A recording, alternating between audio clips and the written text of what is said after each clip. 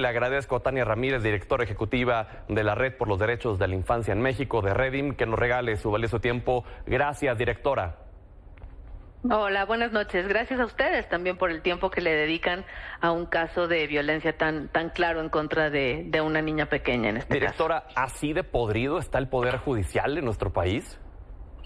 Pues mira, lo que nos preocupa en este caso es que es una expresión de tantas que se dan a lo largo y ancho de nuestro país. En realidad, en Redim y otras organizaciones, un poco el monitoreo y el seguimiento de en qué sentido los jueces suelen emitir sus opiniones y sus sentencias, termina siendo siempre, o en la mayoría de los casos, una muestra de esa violencia institucional, ¿no? De esa violencia que está enmarcada, por supuesto, en un machismo que no termina de creer ni de dar por ciertos los reclamos frente a un abuso sexual, pero que además en este caso se mezclan con el adultismo y la incapacidad de la mirada adulta de entender lo que una niña de 4 años está diciendo en su testimonio, ¿no?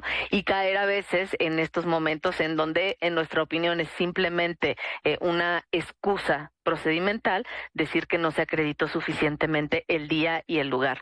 Vamos a ver, si un juez tiene que acercar opiniones para un caso como este, cualquier persona que trabaja con infancias sabe, e incluso haciendo una búsqueda cercana de principios de Piaget o de otros pedagogos o personas que saben sobre el desarrollo de niños a los 4 años, saben que la precisión respecto del tiempo y del lugar no solo no constituyen elementos significativos, sino que no forman parte de la información importante al momento de construir un relato sobre los hechos vividos, ¿no? Claro. Y además decir que en ese sentido hay también una observación general por parte del Comité de los Derechos del Niño, la observación general número 12, en donde dicen que niños y niñas no deben tener necesariamente un conocimiento exhaustivo de todos los aspectos de los asuntos que les afectan, ¿sí? Y alerta a los estados, como el caso de México, sobre la práctica nociva que puede implicar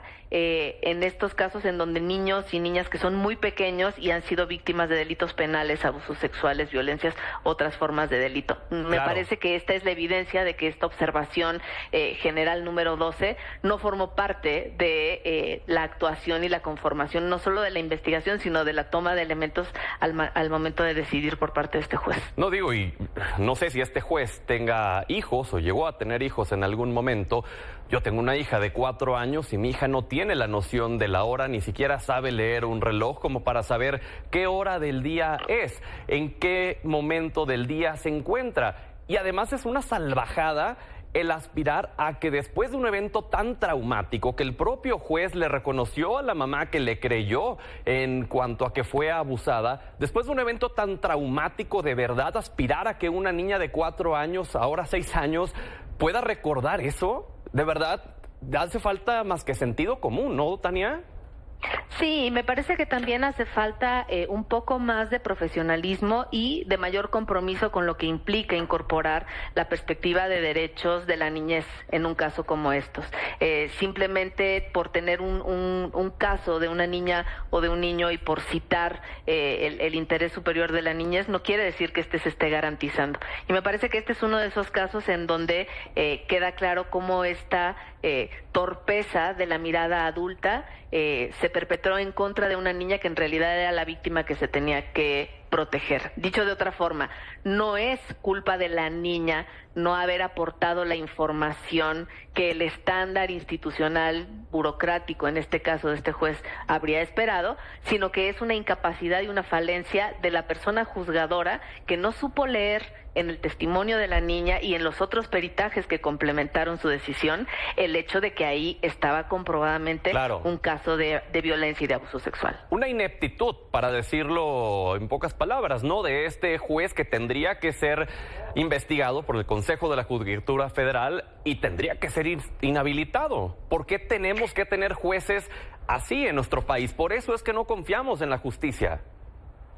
Este juez y muchos otros jueces, quiero dejarlo claro también, en Redim en esta ocasión nos pronunciamos frente al dolor y frente al absurdo que implica ver cómo un juez incluso se contradice en su propia manifestación cuando está argumentando. Todo parece indicar que va hacia una condena, hacia una sentencia condenatoria, y después, como si alguien le cambiara el papel, él mismo se contradice diciendo que va a ser una sentencia absolutoria, y en ese sentido fue que reaccionamos, pero no es una empresa particular en contra de este juez, es en contra de un poder judicial que con sus administradores y operadores de justicia no logra garantizar y materializar el deber que tienen en tanto personas servidoras públicas, el deber que se ha comprometido el Estado mexicano de garantizar el acceso a la justicia a niñas y niños en esta pequeña edad. Es una falta de profesionalismo también, y me parece que es también un acto de revictimización, sí.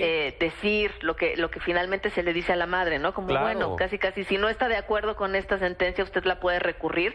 Pues no, lo que le implica a una niña de 4 años volver a vivir esta historia, que le hayan explicado que un juez iba a revisarlo y a tomar una decisión, y ahora tener que decirle que esto se puede aplazar meses, años, etcétera, resulta también revictimizante. Ahí sería muy positivo que estos jueces se acerquen de los buenos estándares, de las buenas prácticas que organizaciones especializadas en la defensa de niñez y adolescencia han establecido, para poder decir que no se puede seguir alargando un proceso como estos, y sobre todo cuando un juzgador tiene en sus manos los elementos para poder restituir el daño, al menos en la medida simbólica y en el acceso de justicia.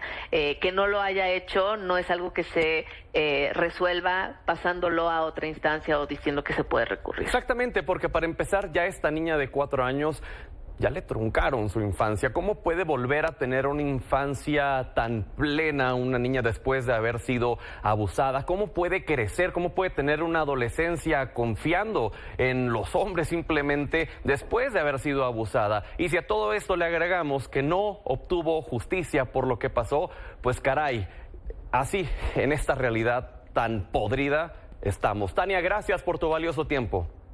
Gracias a ustedes, y decir que sí hay una forma de hacer que esa niña pueda tener una infancia reconstituida y libre y vibrante y sin miedo, y eso es dándole acceso a la justicia y mostrándole que las instituciones del Estado están ahí para protegerla, y generando garantías de no repetición.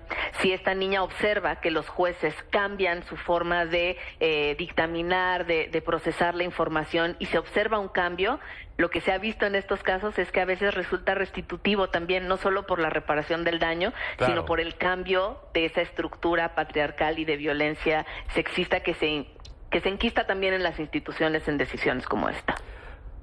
Así la situación. Gracias, Tania. Buenas noches. Gracias a ustedes. Buenas noches. Vamos con...